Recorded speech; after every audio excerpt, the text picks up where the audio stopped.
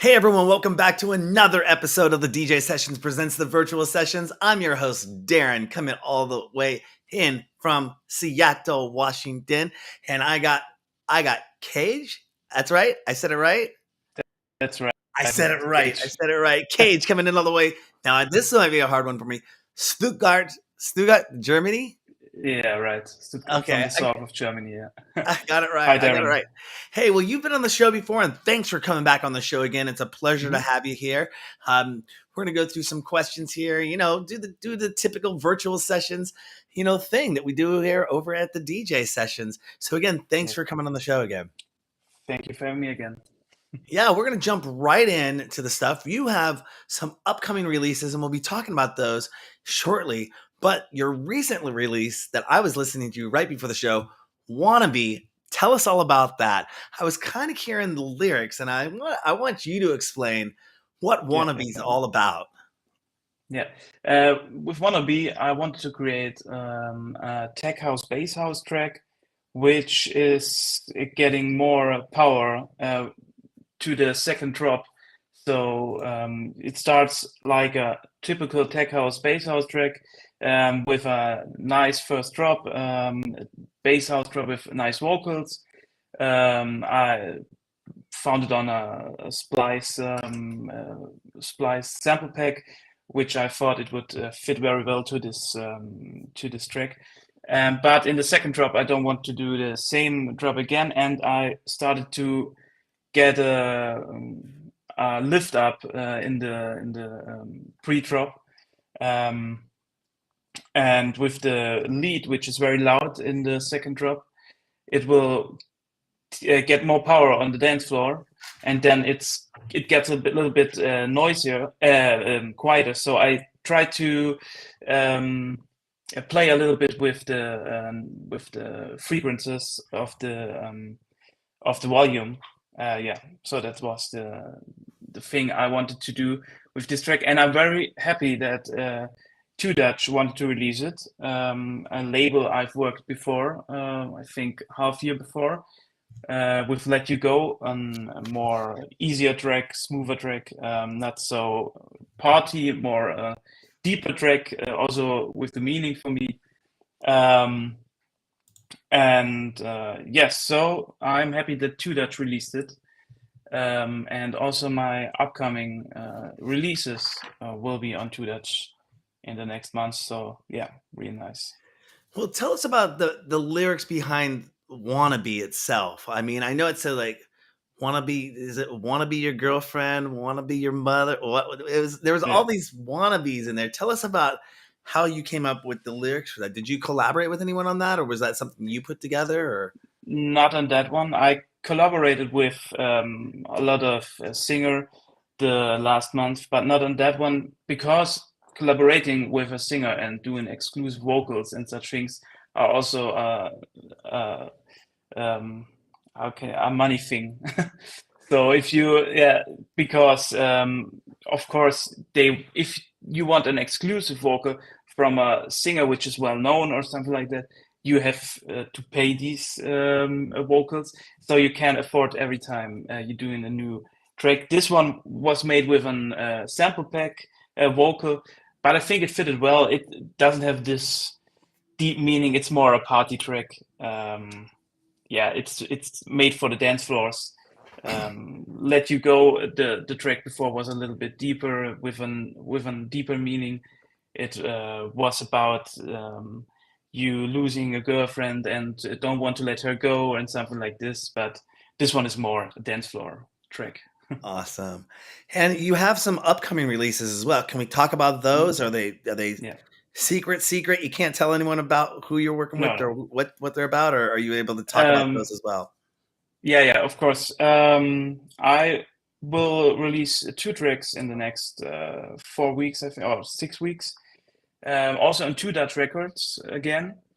Um, and these will be together in an EP in November. So I release my first EP, and that's very special for me because it's the first um, little album I'm doing with 3 tracks, but it's an EP, but it's really special for me. So Um, in 2 weeks, I'm releasing a track, and in 6 weeks, yeah, the third exclusive track will be part of the EP I'm releasing. So that if you are listening to this new EP, that you are listening to new tracks, not only a compilation of the older tracks. Yeah. Awesome. So What is the most important thing that record labels should be doing for their artists? And are they doing a good job of that? mm, it's really hard to find some good labels, especially in the beginning. You will release tracks on labels who are only doing the artwork, or which are only doing the artwork, and bringing it to Spotify and these stuff. Um, but the main thing for me as a label um, is to publish it to the right people, promote it to the right people. Um, a label should have a promotion network, not only doing the artwork or saying, yeah, it's out now, but nothing happened.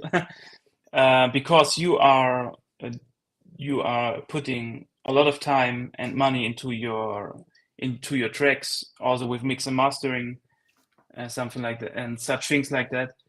Um, and when the label doesn't do anything for this track when it's released, it's very disappointing. So yeah, I think the important thing is that they are giving it to the right people, and Two Dutch does a really good work with that, because with this label I reached support from Kashmir or Rehab, Going Deeper, Kirby, that are really well-known DJ and producers. And with my own network, I wouldn't reach them. So I'm very happy with collaborating with Two Dutch. Yeah, I think that's the main thing. Yes. Awesome. Yeah, I think that's a lot of people can say, "Hey, I have my own label, or I have a label, and I want to sign artists, and I want to get them on." But then they have no outreach, they have no Yeah. connections, and it doesn't go anywhere. And now you signed your track off to somebody who might have rights to it, and it's like, Mhm. what do you do? And um, that's a very interesting world that I have not plunged into yet. We were in talks a few years ago, and it's still on our plate that we wanted Mhm. to create a label over here at the DJ sessions. Mhm. And Okay. I have a partner that's going to help me do all that. It's just the Nice. process of getting it all up and running. Mhm. What's our sound going to be? Who we're going to be connected with, how we're going to get things out there. You know, how are we going to sign tracks on? All that stuff that just became a whole nother business side of things. To adding on already what the DJ sessions does, I know that's a big part of the game, but we're still looking to tackle it. It'll be good when we do it. Looking at your productions that you've done so Mhm. far, which has been your most favorite one, your most memorable one, Mhm. or favorite one that you like, and which one would that be? And what are your thoughts on why it would be your most favorite? Okay, my absolute favorite one isn't out yet, and it isn't signed. And I'm sitting on this track, I think, over a year, or yeah, that's really crazy. I really love it, but the labels don't take it. Sometimes you don't know why. I think it's my most original and commercial, most commercial track I've made, which could work really, really nice on the radio stations or big Spotify playlists. But I don't get it signed. But my favorite track, which is out, I think, is "Let You Go," which I released 6 months ago. It was an track I've made in Denmark, uh, country I've been every year because I have relatives there, and I really have a connection to this track. I know I was in this summer house and looking outside on the. It sounds like cliche, but it really was like that. And looking at the sea, and I made some tunes and let you go. was the tune which came out. And yes, I think that is my favorite one. And are you a hardware producer or software producer or both? And Yeah, mostly software. FL Studio. I'm using FL Studio since I think 3 years now. I had had a deep connection to music since I can think back, but there was a time I thought I have to do my own music, and FL Studio is a really nice software to begin with. It's really friendly how it works, and there are a lot of YouTube tutorials where you can learn it. Yes, uh, and it's always a battle between FL Studio and how does it call the other one, which everyone is using. Ableton? Ableton, right? Yes, but for Yeah. me, it's FL Studio, which I really like. Yeah. Yeah, it's funny you mentioned FL. I was playing with FL3. Well, back then it was known as Fruity Loops 3. Yeah, yeah, yeah. Back in 99, 2000, I had it on my laptop. And I always Okay. thought that was a really fun little program to play, sequencer. To just, I would just play around with it and be like, oh, this is cool. I was never into music Mm, production per se. But definitely thought that was a cool little program, and it's definitely stood the test of time. yeah, yeah. As you could say. I I remember the time when it called Fruity Loops. I when I was I think 10 or some at this age. Um, I looked for hip hop beats because I wanted to rap. And I saw on YouTube a lot of people who are using Fruity Loops to do these hip hop beats. Um, it's funny because if I note there that I'm doing my own beats 60 years later or something like that. That's cool. Yeah. Yeah.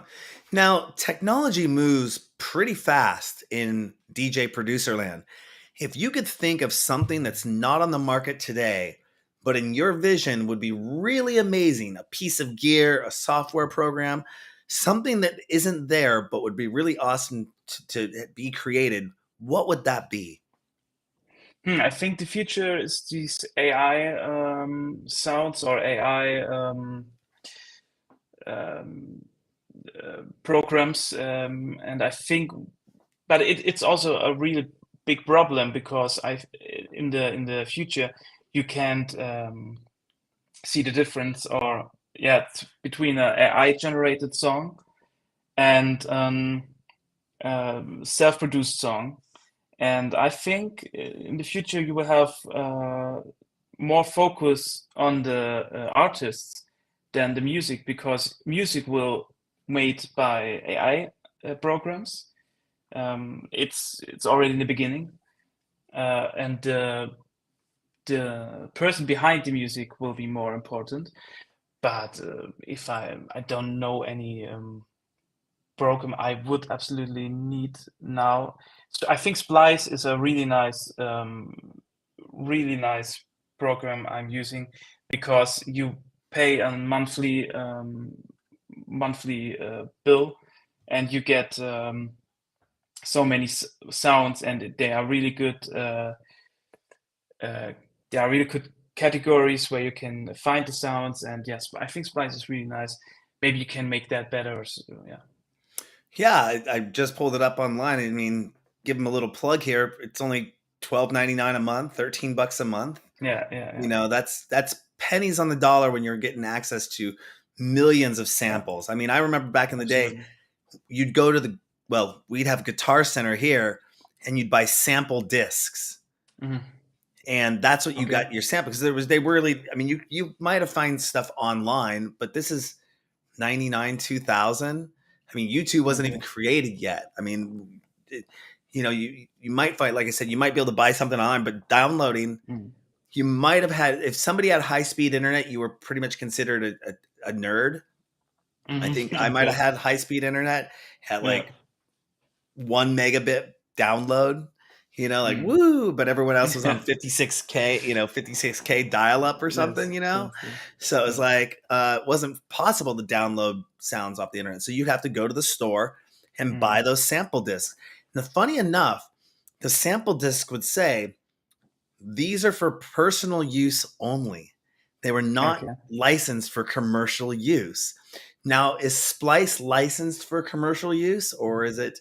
I would assume Yes. Yeah. nowadays it would be yes. You can use these; Absolutely. they're cleared for samples. You're not going to Royalty free. with Yes. royalty free, exactly. Yeah. Yeah. Royalty Yeah. free loops. That was not the case with That. this sample packs from Guitar Center that you'd buy. It was kind of crazy because you'd have the hip hop ones, the electronic music ones, and Okay. you'd have people making beats, and it'd be like, when you read the fine print, your song isn't Mm. going to go anywhere because you don't have the rights cleared for that. Yes. Yes. So that's always that's a rabbit hole we can go down at some other point. Yeah, but I think that's really nice that that you don't have to think about is this sample now for commercial use or private use, and it's so Splice is a really nice program. Yeah, it's good to have it now when you talk about how it was in the past. Mhm. Yes. Yeah. Definitely. Now, what was your strongest motivation to pursue a career in music? You've been doing this, you said, since the age of 10.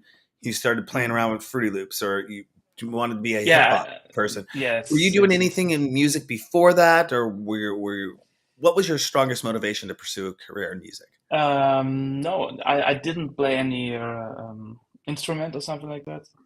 I just listened a lot to music, and I had the feeling that music is much more important for me than for other persons or people. Um, and that's every time I'm looking back into my past, I have a connection to music. When I was 10, it was the hip hop thing. When I was, I think 15, I managed a band in my school. And with 18, I started as a DJ, not producing, just only DJing in Stuttgart. Um, and yes, so music is really important. Music is also very important for me to calm down, to sort my feelings and my mind. Yes, that's very important for me.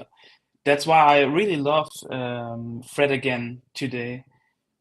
Fred again is such a nice producer, and I really love listening to him and walking through the park and just sort my mind and so yeah. So music is very important. Yes. Yeah. How many hours a day, a week, a month do you spend in the Mm. studio? If you could break down daily, weekly, and then monthly as a total, how Yeah. many hours a day do you spend in the studio? All right, how many It's hours do you it's spend as like in a yeah. month total? Breaking it down by day, week, and then the whole month. It really depends. There are, I have to be honest, there are some 1, 2, 3 weeks where I don't produce anything. But that's okay for me. You don't are creative anytime. So, but sometimes start, I just think about to change a bit at my actual track, and I started to do something on this on FL Studio, and 10 hours later I'm sitting there and doing a new track, and so sometimes there's there are I don't know how to say it in English, phases, phasen, Hmm. yeah, where you do more and some way do you less. Yeah, so I think in a month, hours in a month. uh, yeah, it's hard to say. I'm also doing my podcast, which I doing since 8 years, music podcast, and that's also a lot of time which goes into the podcast, in the mixes. So I think in a week there are 10 hours or something like that, and a month, yeah, up to 50 hours. I'm So a glad. lot of Go ahead. time, yeah, yeah. Oh, I'm sorry, I didn't mean to cut you off there. I No. wanted to talk about. I like it when Mm. guests almost preemptively they don't know the questions I'm going to ask them beforehand. But one of the things I wanted to talk to you about was your monthly podcast called Breakout. Tell us all about that. Yeah.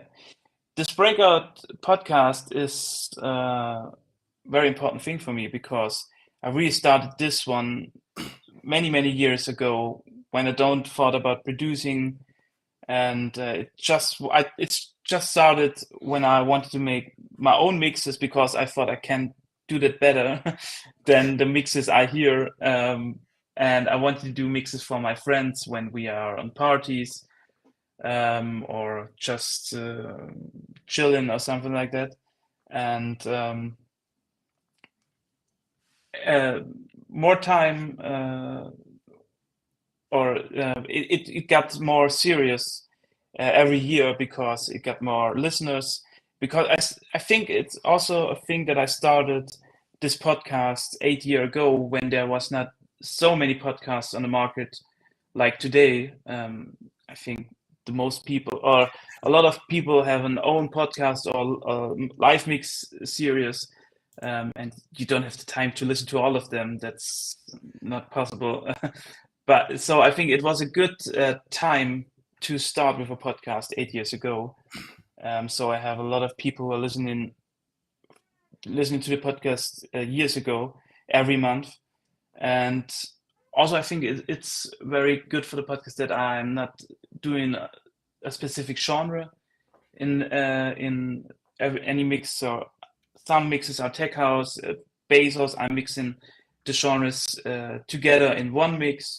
I have hardstyle mixes. So when you are listening to my podcast, you never know which live mix will be there. So Yeah, no, I mean, I've been podcasting since 2005. We were one of the first video podcasts in the iTunes store, listed in iTunes store. I worked for Apple at the time, and the video iPod had just come out. And, I said, how do I get my broadcast television series? How do I get that onto the video iPod? And we figured it out, got it in there, and then I contacted the Apple team, the Apple dev team over at iTunes, the iTunes team, and we debuted our podcast at number 48 in the video podcast section in iTunes, which was huge. I mean, we went from 1,000 downloads a week to 10,000 downloads a week, at 50,000 downloads a week. At one point, we're doing 300,000 downloads a week. And I'm like, this is crazy insane. And the thing is we didn't know how to monetize it because audio podcasting had been there for a while, but video podcasting hadn't been there. So you might be able to figure out a way to charge somebody for an audio plug commercial, but what do you charge for a video commercial? Is this whole debacle. And so the whole thing is our show has actually, why we do live streaming, which was the progression of podcasting into live streaming. Our whole backbone of our show is a podcast, distributed to all the platforms out there that you can be on. And so I find podcasting to be it's still a wild, wild west frontier. If you talk to some of the top podcasters out there, obviously what happened in 2020, a lot of people jumped online and started doing podcasts. I think there was a double or triple growth is what the numbers were saying, but if you look at it now, how many people are still doing podcasts? I've given a lot of advice to people over the years for doing podcasts and starting podcasts. I love helping people out and giving them any help that I can. And I still think that's an untapped medium that is underutilized. A lot of people, they'll start a YouTube channel or they'll start a Twitch channel. And it's like, you got to understand, YouTube's monetizing and making money off the content that you're doing, and you're not getting anything for it. Twitch is taking money from you. You do a podcast and you set it up where you're doing like a Patreon or something, or PayPal donation, you're getting all that money, and that money can help support your podcast to buy better gear, those kind of things, or pay for some marketing, or pay for your website costs, or pay for your hosting costs.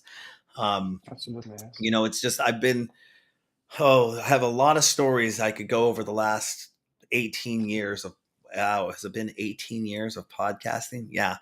But it's been a fun ride. It's a fun ride. I think podcasting is definitely a huge medium, and congratulations on keeping that going, because that's an endeavor. to keep something Yeah. going for 8 years. It's one Yeah. thing to say you're a DJ for 8 years, Mm. or you're a producer for 8 years, but to produce a show, Mm. that's dedication, and Yes. congratulations on that. Yeah. Thank you. Here's a question: do you have any secret aliases under which you release music? No, no. I don't have. You won't find anything. And my hip hop rap beats you won't hear from when I was 10. No, no chance. You should do a podcast series just on that, just a throwback Yeah. episode of, it's like, okay, this isn't going to be electronic music. This is something I did when I Mm. was 10 years, just to throw it in there as a mix to, Yeah. Yeah. I don't know. That's just a suggestion. I think it would be Mhm. awesome for people to kind of, it's kind of like when I keep up all the old episodes, you can go back and watch the first episodes of the DJ sessions from 2009.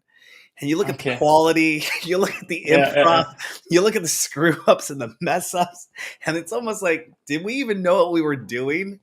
But I'll keep those episodes live because that's history, and I think that tells a story Yeah. of a transition. I think It's that'd the be same for me awesome. when my first episode, when you hear it, the beginning, the intro, it's wild mix. There are some sounds doesn't fit, and yeah, but it documents the progression on the podcast. Yeah, that's nice. Yeah, like I said, I was talking about the transition of going from podcasting to live streaming. Mm, When you're doing a live stream, anything goes. Like there could be a mess up or screw up. I could mm, say your name wrong, and it's there. It's there forever. With a yeah, podcast, you can go back and edit it and change it. Oh, hey, let's do another take. Let's make this yeah, happen. yeah. So I like the on the fly production. Mm, Like right now, what we're doing is this is streamed live to our website, to our socials, to Twitch, to YouTube, and we're out there and people can ask questions live in real time right now as well. yeah, I think yeah, that yeah. was something that really made the huge transition for me, was that when I was producing broadcast television shows, I wanted to have my shows on TV, but then I wanted to have a chat room online that people could go on the web Mm, and chat with us live when our shows were on broadcast television. mm. Set the way forward clock 9 years, and that was made possible through the internet. We could do Yeah, that yeah, online. So yeah. I just seeing think that's technology the progress, where it's going to go. I think you also hit the hammer on the head, hammer on the nail yeah. earlier with AI music production. Mm, I think that's going to be huge. But the one thing I've heard from a lot of people though with AI music production is that it won't have a soul, mm. and it won't have that human element touch. That's But right. could you Yeah. get the groundwork done and then add the human element touch to it? We'll see where it goes. Yeah, I think that's it. Now it don't have a soul, but what's in 2 years or 3 years, these AI programs will get better, Hmm. and maybe there will be a time where you can't hear the difference. Hmm. Yeah, Exactly. yeah. I hear that. What has been the best business decision in favor of your artist career that you can think of? What's been the best decision you've ever made? Um, hmm, Hard question. I think to start this whole thing, it's a big thing. To get from just thinking about producing and really start with it. That was a good thing that I started. And I know there was time in the beginning when I produced 1 year um, for 1 year, and my music didn't get heard from the right people, or just have 10 monthly listeners on Spotify. There was a time where I really thought I will give up, and it's too much time I have to put into this project, and I have a main job, and that's sometimes it's hard to um, to get this all together. Um, but yeah, and just connecting with right people. I have a good friend now. He's also living near Stuttgart. Um, who I just wrote him on Instagram that I saw that that this guy launching a new club show in Stuttgart, and I just wrote him on Instagram and asked, and just introduced me what I made the last years, what is my biography, and said, can I be part of your new show? And because of him, I played great shows in Stuttgart with Mike Cavello or Destic, who are well known in the industry. And it's, for me, it's crazy to connect with these people I looked up years ago, and just see the progress. Yeah. Mhm. Yeah. Yeah, collaborations like that, when reaching out to people, you never know. I think there's the saying, I don't know who I should quote for this, but you miss 100% of the shots you never take. Yeah, And you absolutely. never Yeah. know when you just reach out to that person, they might be really cool and say, "Hey, come on over, let's talk." Yeah. That's Yeah. cool. And they might be being hit up by a million people. Maybe they're being hit up by 10,000. Maybe they're being hit up by 100, but just that one time. And they're like, yeah, sure, I'll give you some feedback. Or, yeah, let's collab. Or, yeah, I'm doing a show and I'd love to have you on it. Or, hey, would you want to help me produce this show? And all of a sudden it turns into a bigger thing where you're now producing this show with somebody and doing a weekly or monthly show with them. And you never know. And in this day and age, I I don't know how often have you ever played the States before? Have you ever played in the United No, no, States? no, no, no. So if you've never played in the United States and I was doing the traditional way that I did the show and only talked and interviewed people that came to Seattle, Washington, or maybe came to the States, forget about going to Amsterdam. We never would have had this interview if it wasn't for the technology we have today. And Mm. reaching out via email and saying, "Hey, would you Yeah, like to be a guest on our show?" And you, absolutely. Yes. and you say yes, and here we are. I'm in Seattle, and you're in Germany, and Yes. Yeah, it's yeah, kind of yeah. crazy. Speaking of, it leads right into my next question.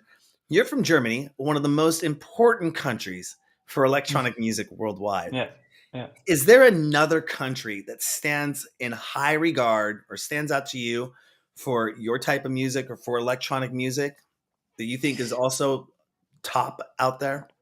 Yeah, yeah, yeah. I think for bass house, really France is an country who made big steps into the house movement, with artists like Charmy or Mala.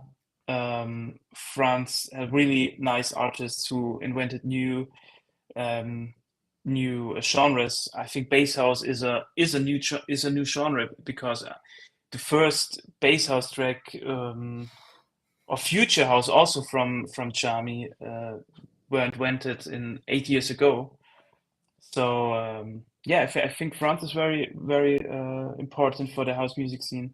And in countries like Sweden or Norway or Dutch, it's very important because the people are really supporting each other in Mhm. these countries, and that's a thing we in Germany should more learn from it, because here is everyone is a little bit egoism, or yeah, egoist, and yeah, it's hard to find real people who really want to be who really interested to bring your career further together in Germany, because there's a lot yeah.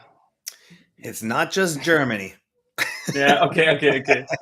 Yes. There was a meme the other day that I saw, and it says European DJs, and they're all kind of pushing each other up the ladder, Mm, you know, mm. and it's like American DJs, and they're kicking them off the hill and knocking them down and not Okay. helping them out. So you have the So same problem, yeah. it's the same problem. It Yeah. happens. Competition's competition, and Mhm. people are trying to climb that ladder. And I've always had a philosophy here at the DJ sessions, and previously when it was ITV, my broadcast television series, that I will give anyone information 98%. Now it's 99% because I got hit up for a lot of information in 2020 on how to produce live streaming shows.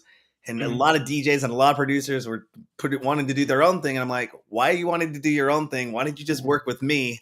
Because we already have Mhm. the infrastructure and everything ready to go.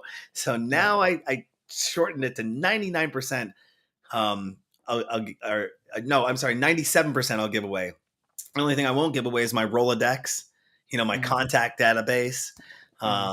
anything of that, Yeah. or free promotions necessarily, because it's like, no, you you want to go do your own thing. You go through the trials Mhm. and tribulations and the pitfalls that I went through. If you need technical information on what Mhm. kind of camera to get, what kind of microphone to buy, what kind of software to use, I'll give that away all day long, you Mhm. know. But if you want to like, hey Darren, can you help promote my show to your 5,000 contacts or to your 10,000 contact email database? Like, no, Yeah, yeah, no. yeah. Yeah, Or can I get absolutely access understand to it? that. Like, Yeah. no, Mhm. And I don't Yeah. sell off my database to anyone. I don't trade that off to anyone. That's been a hard labor of love to put all that together, but here's something. Yeah, this leads right into my next question is if you could change one thing that bothers you from the electronic music scene, what would that be and how would you go around it? Yeah, that thing I mentioned before, I think that's a big Hmm. problem. And maybe that everything is so sometimes it's so exclusive. It's it everything is more gets more distant to the music. It's more show. And yesterday I saw a post from DJ Mac Germany, I think, where this which said that I don't know who was it, a big DJ will ban um, smartphones from shows, so you can't film. Um, James Hype, yeah, I think it was James Hype, and that's also a thing I really don't like that everyone is consuming the show through the live through their smartphones. Um, yeah, I think that more focus on the music and less on the parts besides that. So they've done a couple shows here. I've heard them doing Mhm. it at other nightclubs that they'll put your phone in a sealed bag and you come into the club. You're not allowed to have a cell phone in the club. They've done a few shows. They've been successful. Um, you know, and you're right, but you get a lot of people that are doing this, and they're Yeah, filming the show, and a it's lot not an of people. accurate representation of the sound quality. Mm, It's not an accurate representation. The lighting is poor. It's not good to film in, and they're sharing this online. But the biggest one that I've heard is when all the people are pulling out their phones and they're taking pictures of the DJ. And imagine if I go something like this mm, and somebody gets a yeah, picture of me from this side, and it may look yes, like I'm scratching my nose up on stage, but from yeah, this angle, it may be look like I'm picking my nose. And they say, yeah, "Oh my god, I caught a picture of this DJ picking their nose on stage," and that picture goes viral with 10,000 like people talking about the DJ. It's like mm, I was scratching my nose on stage. I just yeah, happened to go like this or something, or just that candid look. And so, I'm on the fence. Let the phones in, or let them in, or don't let them in. mm, And I think what a really cool thing would be if they still have those disposable cameras. I don't know if they even sell those anymore, but if you let everyone check their phones in yeah, and sold disposable cameras, yeah, and let those people develop the film from the disposable cameras. yeah, I think that would kind of be really cool mm, because you're capturing that one picture. They might get some good pictures out of it. They might get some bad pictures out of it, or even make it part of the ticket price that you get a disposable camera as you come in, mm, and then you mm, turn that camera in, and it maybe has a number on it, and then all the pictures from the good pictures from all those get uploaded to the site. mm, Maybe you also get a downloaded copy of all the pictures that you took. I think that could be a very interesting thing. It reminds me of the Beastie Boys did an experiment. I don't think it was an experiment. It was planned. They were doing a concert. The concert was in the round, and they handed out, I can't remember how many video cameras they handed out, but I think it was something like 25 or 30 video cameras they handed out to different audience members, and they okay, let those audience members film the show mhm, with their video mhm, cameras. This is way before I think iPhones or even were out. And then they came back, got the footage from those people, and then made the music video of the audience perspective of all these cameras from all over yeah, that's a cool the arena. idea. That was kind of Yeah, really a cool experiment. It would be yeah, interesting to see more things like that happening. mm, Um, I try. I'll take a picture or two here or there of a big concert, like the Yeah, stage. yeah, But when I'm at a show, I'm at a club. I'm not pulling out my phone to take a picture of the DJ or try to get up the booth and be like, "Yo, make it a selfie." You yeah, know, yeah. I I think if respect the artist in that fashion. You know, yeah, absolutely. I think if you're doing a picture or a short video or something like this, no problem. But today there are people who are filming the whole show from the beginning to the end and just watching it through their smartphone and don't really enjoying the moment and the whole show. And I don't know how often do they really watch the videos they make. Yeah, they made. I don't think it's that much. that you couldn't have said it better. Um, Yeah, yeah, it's like going back and I'm gonna film the fireworks show on my phone. Are you yeah, gonna go right. back and watch the fireworks show on your phone and be like, Yeah, or are you gonna share it online and somebody's gonna go, okay, let me watch the whole 45-minute fireworks show? yeah, yeah, yeah. Yeah, that Yeah, just that's doesn't happen, and people absolutely. don't think that. They think, and I mean, I come from a world of playing with video cameras since the age of 6. I've been doing Mm, this for 42 years of video in my life, mm, and people didn't start doing this until you got smartphones. mm, Because I mean, unless you had a video camera, but even if you had the video camera, you're filming it, you're filming it, you're filming it. You're gonna bring it back home and put the tape in the VCR and hit yeah, play and say, "This is the fireworks show that I watch." Everyone's gonna be yeah, sitting there going, yeah, "Okay, okay." yeah, You're watching home movies, yeah. and it wasn't until And you Apple don't have really came enough out, and space. I mean, Yeah, once the industry went digital in the sense of things, I mean, even mini DV, you could put stuff into iMovie or you could put stuff into mm, Final Cut Pro and edit it. That was a huge transformation as well because it gave mm, that home movie enthusiast the way to shorten their movies down. So it wasn't this mm. big long 45-minute. Look what we did in France, or look what we did in Germany. Yeah, Look what we yeah, did. Hey, they could say, here were some highlights from France. Here were some highlights from Germany. Here was this, and they make a nice little short presentation. People go, mm, hey, that's really cool. You mm, know, also distribution was key back when I was doing this. You couldn't distribute to broadcast television. We had public access, mm. but there was no YouTube. Yeah, yeah, Once YouTube came out and people had cameras, like, look, I got a TV show now, I'm on YouTube, I got a podcast, look at, and it's like, but where's your quality, what's your distribution, what's your plan, what are you doing here? So all that was yeah. interesting to see come out. But moving along here, what's the weirdest moment you've ever heard one of your own tunes play? You mean when a weird moment when the song came up or something like that? Or what do you mean? Like if you were out and about or in another country or Yeah. walking around, when what's the weirdest moment you've ever heard one of your songs play? Like maybe you were in a club and a DJ dropped it, or you weren't expecting to hear it. I don't have a good story for that. I don't know. Um, no, there wasn't any moment I thought just in clubs and on other mixes from other DJs. I get a lot of support from other podcasts. Um, but yeah, now I didn't had a moment where I thought, oh, that's crazy or something like that. But I think Nice, the nice. first time where I'm sitting in a bar in another country and my track will come up, there will be a special moment. Nice, nice. Yeah. And now when you're putting sets together, do Mhm. you follow the charts or what's hot? Like, oh, I'm Mhm. listening to Beatport. I'm gonna grab the top 3 songs off Beatport and Mhm. put those in your mix, Yeah. or do you follow your heart? Yeah, absolutely follow my heart. It depends on what music I hear in this moment, on the last days, or in which feeling I am. Oh, yeah. Um, I think that's a special thing when you come to my sets. You never know which set will await you. It really depends on how I feel when I made this set. There are sets who are more aggressive, but also more.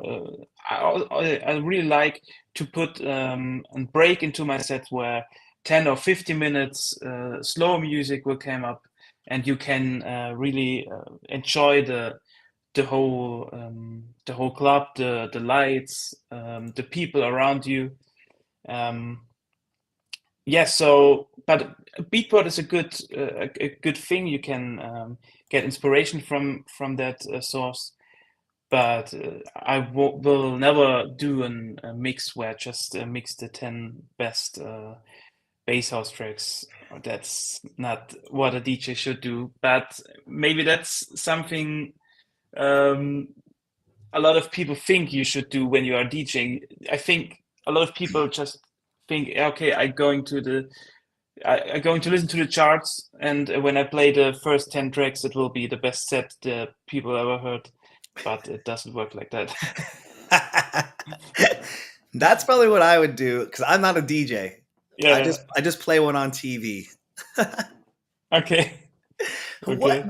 what would you say is an essential track that is out right now that no one should miss out on, and why? Something that you might say, I am playing this right now. This is the top number one Mhm. track. It's awesome. What track would that be?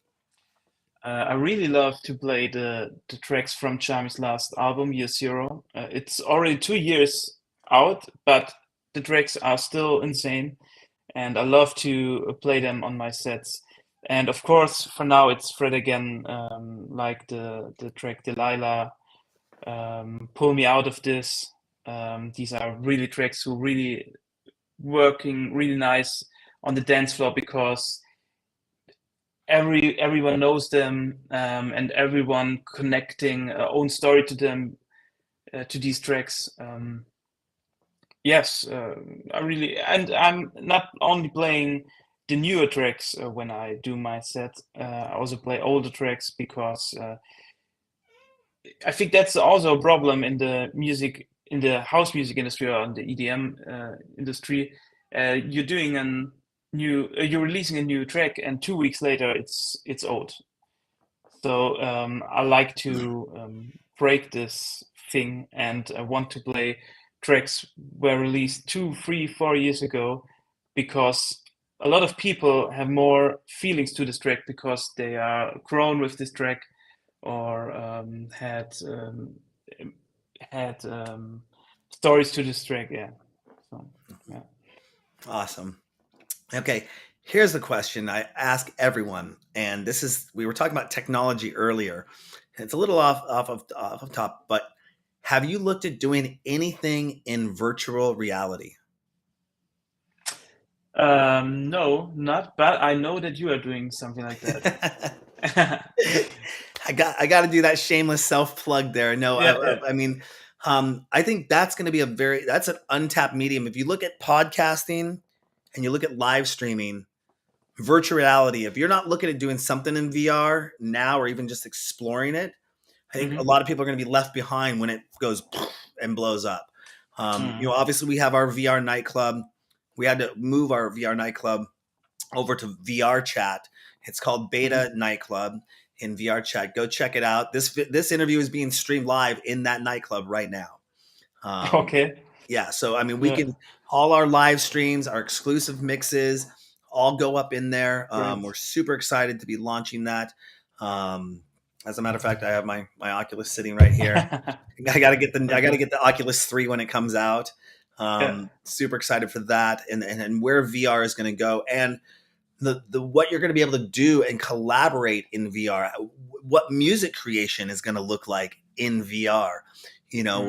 with because there you can do kind of what's spatial audio. So you know you can have one sound come over here and then another sound come over here. You can basically Yeah. play around and have Yeah. everything Yeah. going around That's right. like make your own music like you're running a symphony. Yeah. But there's so much potential I think that Yeah. VR is going to have. Even augmented reality or AR. You know, Hmm. once the glasses come out, Smart glasses. whenever Yeah, I Apple think. releases their Yeah. glasses, and Yeah. you could go to a concert and you're on, or go to a show and you're on stage, and you've programmed that stage with an AR experience that Yeah. transforms the room. But if I'm not wearing the glasses, I can't see it. But if I Mm. put those on, and now there's birds flying through the air and Yeah, that sounds crazy. dolphins Yeah. going, and Yeah. Yeah. the roof is like the Milky Way galaxy, and you know, and you can hit this button here to buy my t-shirt, or hit this button here to download this album and buy it. That's going to be AR, which I think is going to be really, really awesome in that sense, or XR too, which is crossover. But we won't go down that rabbit hole. Just wanted to see if you ever had anything to do in VR. We'd love to have you play in the club. Speaking of, you just played a live set from a pool party that we're going to use as an exclusive mix. Tell us about that. Yeah, I was on Rhodes, Greece, weeks ago, and with my friends, and we started a pool party, and we had a really nice villa where we lived there. Um, and this villa really had a really nice view over the sea, over the Faliraki city. Um, and I wanted to use it for a special live set. And you wrote some weeks ago a mail to me that you would like to interview me again and maybe have a mix again. And this is was a perfect timing for me to record that. And I think the special thing at this live set is that we have filmed it from two cameras, two perspectives. One is just filming me, and the other one is filming the pool area and where people are drinking and having fun and going to the pool, jumping into the pool. So I think just doing another mix. Last time I did it from South Terror, but just doing another live mix where you only see me could be a bit boring. It would be more interesting just to see what is going around the area. So I think this one is really special, really really nice to watch, and yeah, I hope it will be out soon. Awesome. A couple last follow-up questions. How do you envision your life 10 years from now? Where do you see Cage 10 years from now? From now, I hope playing a lot of different countries, different shows in different clubs. For me, it's not important to be the number one DJ Mac DJ or something like that. For me, it's more important just to bring the music to a lot of people in different areas, to spread my music more to other countries, to other people. Yeah, that would be amazing if I play in 10 or just can live from the music in 10 years and make my money with the music. That would be amazing. Awesome. Well, I wish you all the best of luck in doing that. Is there Thank you. anything else you want to say to our DJ Sessions fans before we let you go? Just to check out my new EP, which is coming out next month. It's really a special one. Check out my last tracks, of course. And if you like good music, follow my podcast, The Breakout. You will find it on Apple Podcast, Amazon Podcast, and other sources. And yeah, it was really nice to talk to you again. Yeah, Absolutely, Cage. We'll definitely be following up with you, staying in touch with you. It was a pleasure yeah, having you would be on the amazing. show again. Where's the best places that people can find out more information about Cage? On my website, KHAG3, or on Instagram, KHAG Official, or just type in KHAG, yeah, KHAG3. Yeah, Well, we dropped those links there right below you. There's the perfect. website again and the Instagram. Thank you so much, Cage, for coming on the show. It was a pleasure Thank having you, you. Darren. We'll talking to you again in the future. Okay, thank you, Darren, for having You're me. welcome. On that note, don't forget to go to our website, thedjsessions.com, where you can follow us on Twitter, Twitch, TikTok, X. No, sorry, I can't say Twitter anymore. It's X. Instagram. It's all there. Amazon. Subscribe to our podcast at Apple iTunes. But everything we do is at thedjsessions.com. Go there. Over 600 news stories published every month related to the electronic music industry, exclusive mixes from DJs like Cage, live interviews. Everything is there at thedjsessions.com. Go there and get some merch while you're at it. We can always use the donations. This is Darren coming to you from the virtual studios in Seattle, Washington. That's Cage coming to you from Stuttgart, Germany for the virtual sessions. And remember, on the DJ sessions, the music never stops.